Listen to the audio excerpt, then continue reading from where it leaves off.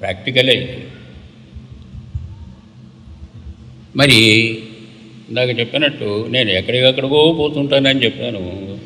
శరీరం ఇక్కడే ఉంటుంది. ఆ పోవడం ఏమిటి అంటే దానికి పెద్ద చరిత్ర ఉంది. అది వివరిస్తే ఇప్పుడు అర్థమయ్యేది కాదు. ఎలా పెడుతున్నాను, ఒకే టైంలో ఎలా పెడుతున్నాను, ఎలా మాట్లాడుతున్నాను, దీని గురించి చెప్పాలంటే కొంత సైన్స్ బ్యాకింగ్ కావాలి. దానికి సంబంధించి డైమెన్షన్ యొక్క నాలెడ్జ్ కూడా కావాల్సి వస్తుంది. అది ఇక్కడ ఎక్స్ప్లెయిన్ చేసేది కాదు, పుస్తకాలు ఎక్స్ప్లెయిన్ చేశాను. ఇకపోతే మతం, వేదాంతం ఈ రెండు కూడా జీవితానికే అన్నారు. జీవితం లేని స్థితిలో వేదాంతం అక్కర్లేదు, మతము అక్కర్లేదు, దేవుడు అక్కర్లేదు. అంటే ఇవన్నీ కూడా జీవితానికే, జీవించినంతకాలమే. జీవితం పూర్తయిన తర్వాత ఏమేమి ఉంటాయి, వాటి కోసం ఇక్కడ ఈ జీవితాన్ని ఉపయోగించాలనేటువంటి విధానం వేరే ఉంది. దాన్ని నేను కాదనడం లేదు. అయితే మనిషిలో మానవత్వం ఉంది, మనిషిలో ఆత్మ ఉంది. ఈ రెండు వాస్తవాలే. అందరిలోనూ దేవుడు ఉన్నారంటారు. దేవుడు కాదు, దివ్యత అంశం. దేవుడు ఆకారం, ఆకారానికి పూర్వస్థితి దివ్యత, డివినిటీ. కనుక అందరిలోనూ ఉన్నటువంటిది ఆత్మరూపంలో ఆ దివ్యతే. అందుకనే సాధారణంగా ఈ చెప్పేవాళ్ళంతా సమాజానికి సంబంధించి అందరూ కూడా ఒకరు ప్రేమించుకోవాలి, ప్రేమ పంచాలి అనే ప్రేమను గురించి ప్రచారం చేస్తారు సమాజాన్ని. మీ అందరికీ తెలిసిందే, గురువులైనా మరొకరైనా ప్రేమ ప్రేమ వాస్తవమే. ప్రేమ అంటే నిర్వచనం ఏమిటి? ప్రేమే. ఇష్టమా? కాదు. ఎందుకనంటే ఆ ప్రేమ అనేటువంటి దానికి స్పష్టమైనటువంటి ఇది అని చెప్పడానికి అవకాశం లేదు. ఆ సందర్భాన్ని బట్టి మనం ఇది అనుకోవడమే. ఉదాహరణకి ప్రేమలో మరి తల్లి ప్రేమ ఉంది, ఎఫెక్షన్. ప్రేమలో తల్లి ప్రేమ ఉంది, ఎఫెక్షన్. ప్రేమలో మరి అనురాగం ఉంది, దాంపత్య ప్రేమ. ప్రేమలో ఆకర్షణ ఉంది, ప్రేమలో మోహం ఉంది, వ్యామోహం ఉంది, ప్రేమలో అసూయ ఉంది, ప్రేమలో మరి ప్రతీకారం ఉంది. ఎన్నున్నాయో చూడండి. ప్రేమలో అమృతం ఉంది, ప్రేమలో విషం ఉంది. ఇన్ని ఉన్నాయి ప్రేమలో. ప్రాక్టికల్గా ఇవన్నీ మీకు తెలిసే ఉంటాయి జరిగే ఇన్స్టెంట్స్ని బట్టి. ఇన్ని కలిసి ఉన్నటువంటి ఈ ప్రేమ అనేదాన్ని వ్యక్తిగతంగా అప్లై చేయాల్సిందే కానీ సమాజానికి కాదు, అందరికీ కాదు. అది వ్యక్తిగతమైంది ప్రేమ అంటే, సమాజానికి కాదు. ఎందుకనంటే మనసు త్రిగుణాత్మకం. గుణం కలిగింది, ఆకారం కలిగింది మనసు. ఆకారంలో ఉండేది మనసు. ఆ బ్రెయిన్కి 3 గుణాలు ఉంటాయి. మీకు తెలిసిందే అవి కూడాను. తమో గుణం అని, రజోగుణం అని, సద్గుణం అని. మనసుకి గుణాలు సహజం. గుణాలంటే వికారత కలుగుతాయి. ఆత్మకి గుణాలు ఉండవు. తత్వం ఒకటే, గుణం అనేకం. అనేకం కలిగినటువంటి ఆ మనసుకు సంబంధించినటువంటిది ప్రేమ కూడా. అందుకే దానికి రకరకాలైన గుణాలు ఉన్నాయి. ఇందాక నేను చెప్పిన తీరుగా ఇన్ని రకాలుగా ఉంటుంది ప్రేమ. ఎందుకు ఏది ప్రేమ అన్నారు? కిరాతకంగా చంపడం ప్రేమేనా? లేదా మరో రకంగా జీవితాన్ని త్యాగం చేసేసి వాళ్ళ కోసం ఆ జీవితాన్ని అర్పించడం ప్రేమ? అది ప్రేమే, ఇది ప్రేమే అని అనుకోవడానికి వీలు. కనుక ప్రేమకు భాష్యం కష్టం. అందుకని ఏమిటంటే ఇది వ్యక్తిగతమైంది. ప్రేమను నేను కాదనడం కాదు, దాన్ని ద్వేషించడం కాదు. అది వ్యక్తికి సంబంధించింది, వ్యక్తిగతంగా పరిమితం కావాల్సిందంటున్నాను. మరి అందరికీ సంబంధించింది ఏమిటి? మనిషిలో మానవత్వం ఉంది.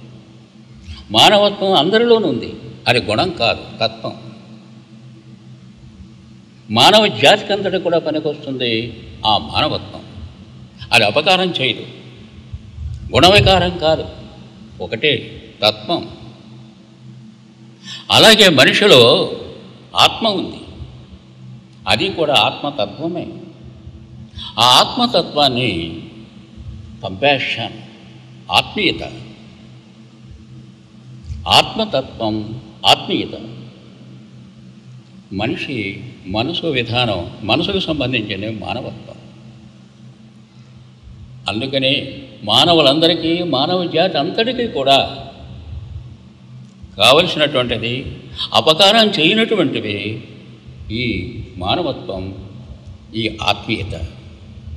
ఈ రెండే మానవ బంధాలకు ఉండాలి.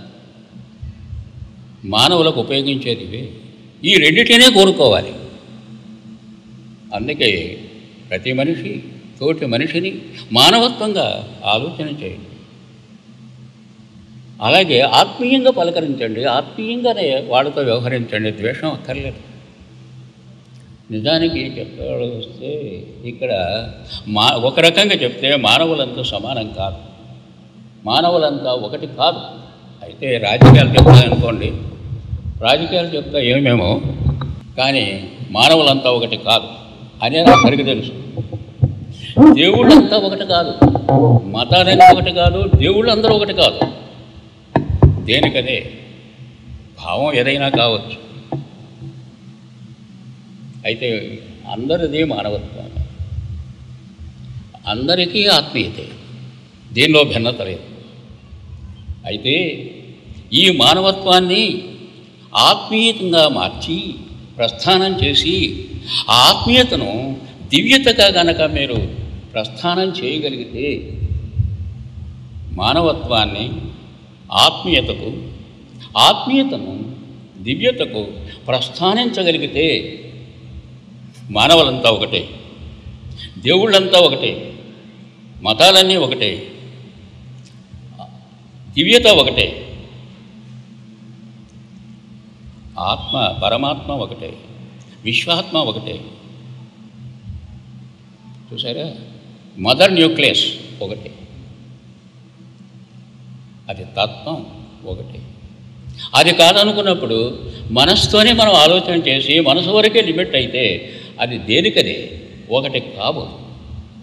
అందుకని ఇన్ని మతాలు, ఇంతమంది దేవుళ్ళు, ఇంకా రకరకాలు ఉన్నాయి. అందుకే అందరికీ సమానంగా ఉపయోగపడేటటువంటిది, మనిషికి అపకారం చేయనటువంటిది మానవత్వం. అలాగే ఆత్మీయత, ఈ రెండిటిని మనిషి కలిగి ఉంటే మానవ జాతికి ఉపకారం జరుగుతుంది. ఈ రకంగా ఈ మానవత్వాన్ని, ఆత్మీయతను, దివ్యతను ఏకతగా మీరు భావించగలిగిన స్థితి వచ్చినప్పుడు సర్వం ఒకటే, మతాలన్నీ ఒకటే, దేవుడు అందరూ ఒకటే. ఇది మాత్రం గుర్తుంది. నేను ఇచ్చిన సందేశం ఇదే. అంతేగాని ఆ ప్రేమ విషయం అనేది వ్యక్తిగతమే, మతం అనేది వ్యక్తిగత నమ్మకమే, మరొకటి అదే. అయితే అందరికీ, మానవ జాతి అంతటికీ అపకారం లేనటువంటి విధంగా ఉపయోగపడేటటువంటివి ఈ మానవత్వం, ఆత్మీయత, దివ్యత. వీటిని కోరుకోవాలి మనిషి. అప్పుడు ఈ భేదాలు కానీ, కక్షలు కానీ, మరొకటి కానీ, ఇప్పుడు మనం చూస్తున్నటువంటి మత కలహాలు కావచ్చు, మరొకటి కలహాలు కావచ్చు, ఇవన్నీ కూడా అవకాశం లేదు. కనుక ప్రేమ స్థానంలో ఆత్మీయతని నింపుకోండి. ప్రేమ కాదు, దానికి బదులు ఆత్మీయతను చూడండి. ఈ ప్రేమ ఇందాక చెప్పినట్టు వ్యక్తిగతం. అది ఏదైనా కావచ్చు. అది మనసుకు సంబంధించింది, మనసు గుణానికి సంబంధించింది కనుక మనసు గుణం మనిషికి సంబంధించిందే, మానవులు అందరికీ సంబంధించింది కాదు.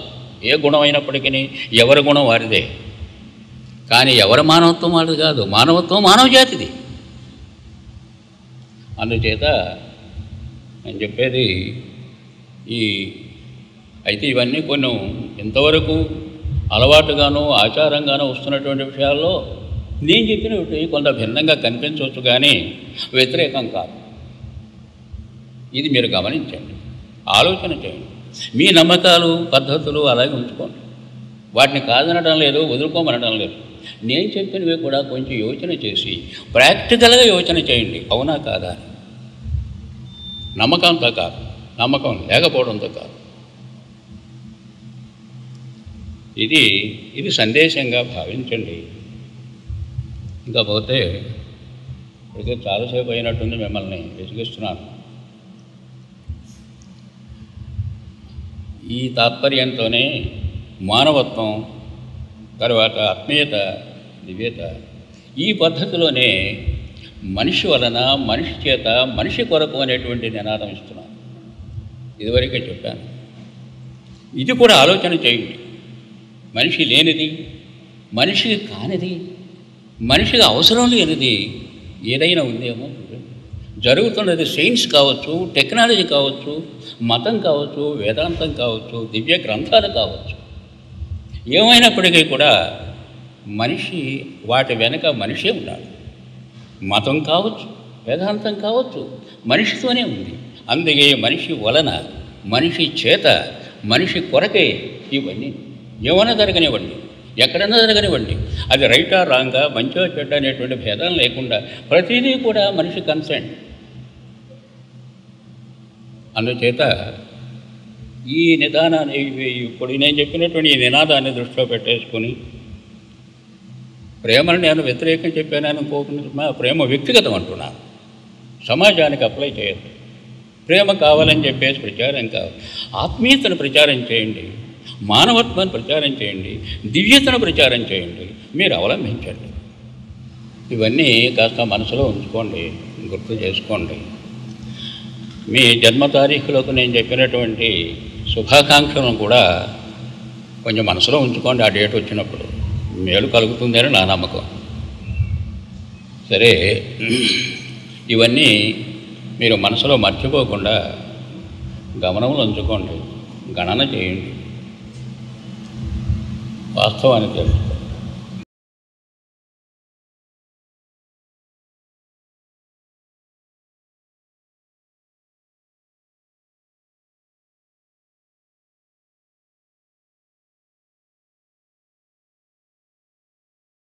ప్రకృతిలో ఎన్నో జీవులు ఉన్నాయి, వాటిల్లో మనిషి కూడా ఒక జీవి.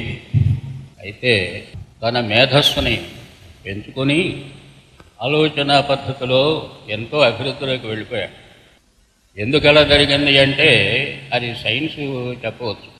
కారణం ఏమైనప్పటికీ కూడా మరి ప్రకృతిలో, సృష్టిలో కాదు. సృష్టి వేరు, ప్రకృతి వేరు. భూగోళానికి సంబంధించినంత వరకే ప్రకృతి, అంతరిక్షానికి సంబంధించినటువంటిది అది సృష్టి.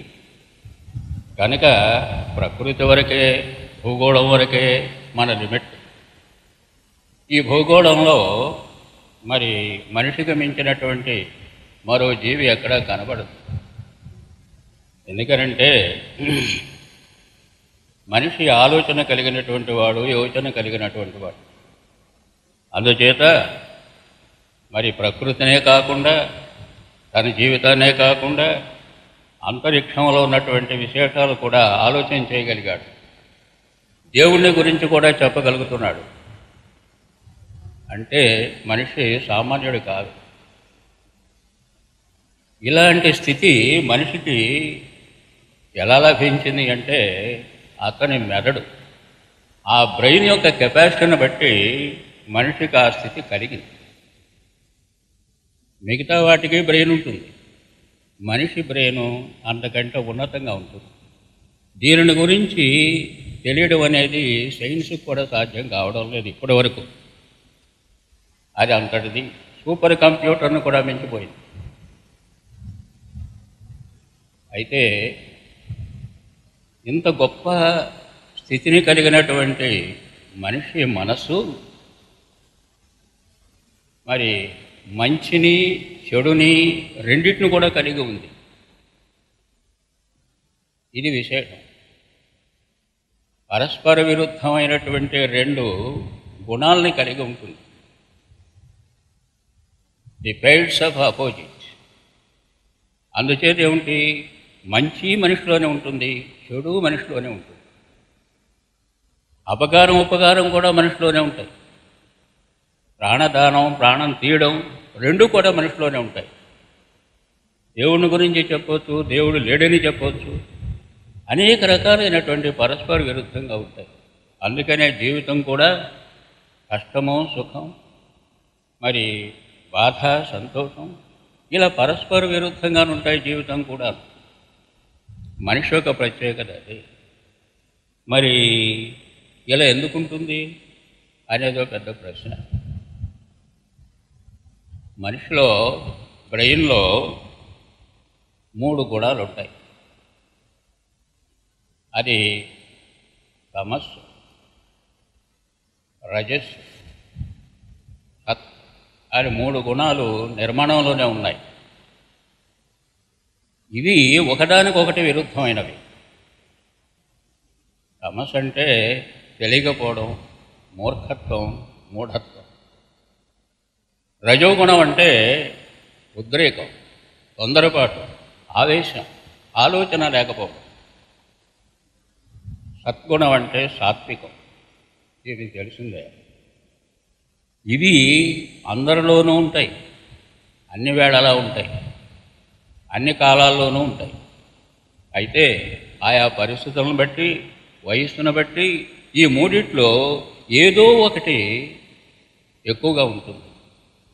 ఆ సందర్భంగా ఆ గుణం యొక్క ప్రవర్తన మనిషిలోకి వస్తుంది. తమస్సు గుణం కలిగినప్పుడు అజ్ఞానంగా ప్రవర్తించడం ఉంటుంది. రజోగుణం పనిచేస్తున్నప్పుడు అవివేకంగాను కాకుండా ఉద్రేకంగాను మూర్ఖంగాను ప్రవర్తించడం ఉంటుంది. సాత్వికంగా ఉన్నప్పుడు సామరస్యంగా ఉంటుంది. వయసును బట్టి మారుతుంటాయి, పరిస్థితులను బట్టి మారుతుంటాయి. వాటంతటికి అవే జరిగిపోతాయి. అయితే ఎప్పుడూ ఎంతో కొంత 3 గుణాలు ఉంటాయి. శరీరంలో కూడా 3 దోషాలు ఉంటాయి. వాటి కారణంగా శరీర ఆరోగ్యం హెచ్చు తగ్గులుగా ఉంటుంది. ఈ మాదిరిగా ఏమిటంటే ఈ భేదం భిన్నం అనేది మనిషికి పుట్టుకతోనే వచ్చింది. అందుచేత జీవితం ఇలా ఉంటుంది అని స్పష్టంగా చెప్పడానికి అవకాశం లేదు. ఏ మనిషి జీవితం ఇలాగే ఉంటుంది అని చెప్పడానికి లేదు. ఎప్పుడు ఎలా ఉంటుందో, ఏ విధంగా మారుతుంది అనేటువంటిది ఆ గుణాన్ని బట్టి, పరిస్థితులను బట్టి, వయసును బట్టి. అదే మనిషిలో గుణం పోవడానికి, మంచిని మనసులో ఉంచడానికి అనేక ప్రయత్నాలు జరిగాయి. పూర్వం నుంచి కూడా నీతి శాస్త్రాలు ఉన్నాయి, కర్మ ప్రచారం ఉంది. మరి ఎంతోమంది మహాత్ములు ప్రచారం చేశారు మనిషిని మంచిలో ఉంచడానికి. మరి దేవుడే అవసరమైనట్టుగా మనం చెప్పుకుంటున్నాం. ఇన్ని జరిగినప్పటికీ కూడా ఈ మంచి అనేటువంటి కంటే దుష్టత్వం అని అయిపోతున్నాం. కారణమేమి? తగ్గాలి కదా. రోగానికి మందు వేసేది తగ్గదు, పెరగదు, పెరిగే పరిస్థితులు ఉంటాయి. కానీ ఇంత యుగాల నుంచి కూడా మంచి కోసం ప్రయత్నం చేస్తుంటే దేవుడే వృత్తి చేస్తే నానాటికి ఆ దుష్టత్వం అనేటువంటిది, అవినీతి అనేటువంటిది, అధర్మం అనేటువంటిది చేసుకుంటారు. ఇవాళ పరిస్థితి మీ అంతర్గత తెలుసు. మనిషి ఏ స్థితిలో ఉన్నాడు కనుక ఇలా ఎందుకు జరుగుతున్నాయి? పరస్పర విరుద్ధంగా ఉంది. దీనికి కారణం ఏమిటి? ఉదాహరణకి కుటుంబ నియంత్రణ జరుగుతుంటే కుటుంబాలు పెరిగిపోతున్నాయి. చూసారా? వైద్యం నిపుణత్వం పెరుగుతూ ఉంటే రోగాలు పెరుగుతున్నాయి, రోగులు కూడా పెరిగిపోతున్నారు. అలాగే మరి సోషలిజం ఉంటే పేదరికం పెరిగిపోతుంది. ఇలాగా ఒకదానికొకటి ఒక మంచి కోసం చూస్తే ఆ మంచి చెడుని పెంచుతోంది. కారణం ఏమిటి? దీన్ని పరిశీలించినప్పుడు మనిషి జీవితానికి నడిపించేది మనసే. ఆ మనసును తయారు చేసేటటువంటిది బ్రెయిన్. బహుశా బ్రెయిన్లోనే ఈ మిస్టేక్ ఉండాలి. బ్రెయిన్లో ఉన్నటువంటి మిస్టేక్ మనసులోకి వస్తుంది, మనసు యొక్క ప్రవర్తన జీవితంలోకి వస్తుంది, ఆ జీవిత విధానం ఫలితానికి వస్తుంది. ఎందుకనంటే తయారీలోనే ఉంటుంది క్వాలిటీ, తెలిసిన విషయమే. బ్రెయిన్లో ఉన్నటువంటి తయారీలోనే మనసు యొక్క క్వాలిటీ ఆధారపడి ఉంటుంది. అయితే ఈ మనసును మనం నిర్ణయించడానికి లేదు, అది తయారైన వస్తువు. క్వాలిటీ లేదని వస్తువుని అనకూడదు, తయారీ అని అన్నారు. మనసును తయారు చేసేటటువంటి ఆ బ్రెయిన్లోనే లోపం ఉన్నప్పుడు ఆ లోపాన్ని సరి చేయాలి, కానీ మనసును అనుకున్న ప్రయోజనం లేదు. చెడ్డతనం మంచితనం అన్నీ కూడా ప్రత్యక్షంగా మనకి మనసుగానే కనబడుతున్నప్పటికీ కూడా మనసును తయారు చేసినటువంటి బ్రెయిన్లోనే ఉంది. కనుక ఆ బ్రెయిన్ని సంస్కరించవచ్చు, మార్చవచ్చు. ఎందుకనంటే బ్రెయిన్లో కోటాను కోట్ల నెర్వ్స్ ఉన్నాయి, న్యూరాన్స్ ఉన్నాయి. అవి అనేక గ్రూపులుగా ఉండి మనిషి జీవితంలో జరిగేటటువంటి అనేక విషయాలకి దేనికదే పనిచేస్తుంటాయి. అందుకని మనం ఏదో కారణంగా మనం ధర్మోపదేశాలు లేదా మరొక రకంగా మనం బోధించే కంటే అవి వినడం వరకే సరిపోతున్నాయి. అలా కాకుండా మనసును మార్చాలి. మనసును మార్చాలంటే దాన్ని తయారు చేసి ఉండే బ్రెయిన్ మార్చాలి. బ్రెయిన్ మార్చడం సాధ్యమా? ఆపరేషన్ కాదు, సర్జరీ కాదు, మార్చవచ్చు. దానికి ధ్యానం అనేటువంటిది సాధన, దానికి అవకాశం ఉంది. బ్రెయిన్ యొక్క ఫంక్షన్ని మార్చడానికి అవకాశం ఉంది. ఊరికే థియరీగా చెప్పడం కాదు, ప్రాక్టికల్గానే చెప్తున్నారు, అలా చేసే చెప్తున్నారు. కనుక బ్రెయిన్లో మార్పు తేవడం ద్వారా మనసుని ఎంతటి స్థితికైనా తీసుకువెళ్ళవచ్చు. దానికే ప్రస్థాన ధ్యానం అని చెప్పేసి ఒకటి నేను ప్రారంభించాను. దాన్ని అనుసరిస్తే బ్రెయిన్లో మార్పు వస్తుంది, మనసులో మార్పు వస్తుంది, ప్రవర్తనలో మార్పు వస్తుంది, జీవితంలో మార్పు వస్తుంది, సమాజంలో మార్పు వస్తుంది. ఈ చెడు అనే దానికి అవకాశం అంతగా ఉండదు. ఆ ద్వంద్వం అనే దానిలో ఆ నెగిటివ్ పోతుంది. ఇకపోతే మనిషి జీవితాన్ని నడిపించేటువంటి మనసుని మనం ఈ స్థితిగా మార్చుకోవచ్చు. ఇకపోతే మనిషి జీవితానికి సంబంధించినంత వరకు భౌతికం మరి ఆధ్యాత్మికం రెండు విధాలుగా ఉంది. భౌతికం అంటే నిత్య జీవితమే, మనం ప్రతివారు చూస్తున్నటువంటి జీవితం, చేస్తున్న జీవితమే. దాని గురించి వేరే చెప్పక్కర్లేదు. అవసరం అనుకోవడం, కావాలనుకోవడం, ఇవన్నీ కూడా భౌతికానికి కింద వస్తాయి. మొత్తంగా ఆకార సంబంధమైనటువంటిది మనసును నడిపించేటటువంటిదే భౌతిక జీవితం. ఇది రెండవది. దీనిలో భాగమే మతం. మతము దేవుడి ఆధారంగా, దేవుడి పేరుతో ఆ మతం జరుగుతుంది. ఆ మతం కూడా మనిషిని మంచిగా ఉంచడానికే అనేక సూత్రాలు, విధానాలు దానిలో ఉన్నాయి. ఆ మతాన్ని అనుసరించడం ద్వారా కరెక్ట్గా ప్రొసీడ్ అయితే మనిషికి మంచి కలుగుతుంది. ఏదైనా అమలు చేసే విధానం, ఆచరించే విధానంలోనే ఉంటుంది. మూడవది వేదాంతం, ఆధ్యాత్మికం. అంటే ఆత్మకు సంబంధమైనటువంటిది. కనుక మనసుతో నడిచేది మొదటి జీవితం, దేవుడి పేరుతో జరిగేది మరి మతం, ఆత్మ పేరుతో జరిగేది వేదాంతం. ఈ మూడు కూడా మనిషికి కావలసిందే. అయితే ప్రయారిటీ ప్రకారం ప్రాధాన్యతలను అనుసరించి 1, 2, 3గా మనం అనుకోవాల్సి వస్తే మొదటిది జీవితం. ఇది ఉంటేనే తర్వాత రెండో ఉంటాయి. జీవితమే లేదనుకోండి, గరిమల ఏం లేదు. అంటే జీవితానికి మొదటిదైనటువంటి ఈ భౌతిక జీవితాన్ని మనం సరిగా సక్రమంగా మంచిగా నెరవేర్చుకోగలిగితే దీని తర్వాత ఉన్నటువంటి మతం కూడా దీనికి తోడ్పడుతుంది. కనుక మత సహకారంతో ఈ భౌతిక జీవితాన్ని మంచి మార్గంలో నడిపించుకోవడానికి అవకాశం ఉంది. ఈ 3 విధానాల్లో కూడా భౌతికమే ముఖ్యమైందని చెప్పేసి నేను అంటున్నానంటే ఆ 2 అప్రాధాన్యమని కాదు, అవి అక్కర్లేదని కాదు. అయితే నాకు చెప్పినట్టు ప్రాధాన్యత క్రమంలో జీవితం